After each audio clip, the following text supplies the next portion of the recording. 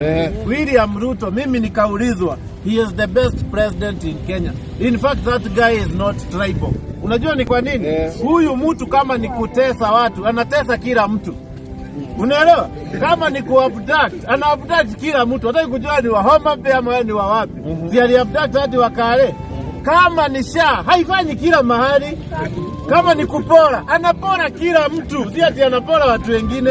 William Ruto tunakupendea hapo. You are not tribal at all. Huyu jamaa anawapenda nyinyi wote. Kama ni kututesa, si anatutesa sisi wote.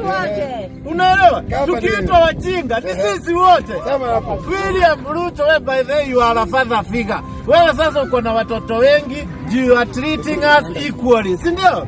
So William Ruto si ni mzuri? Si anatutesa sisi wote? Anatubagua sisi wote? Anatuabduct sisi wote? Anatuua sisi wote? Hapo kwa nini mnasema huyu mtu sio mzuri? Mbaya ni akabague watu wengine. Si ndio? Sasa yeye si tribal. Sio tribal. Huyu jamaa sio tribal. Natesa kwa wote. Ni vile tu anajipenda yeye mwenyewe. Unajua hapo ni na sini one time. Hata tutesa sini one time. Hata kama yuko tribal sini one time. Huyu mtu hata hafanyi maendeleo kwake. Hafanyi. Huyu mtu anatutesa equally. Ukwe mkale. Juu kama sahi, si pesa ya exam ya student imerudishwa 15,613. Ya watoto wote, si ati ya mtoto mmoja. Si haiwork. What? Hebu nikuelezea my friend. William Ruto, congratulations. Ameweza kubalance. Amebalance equation.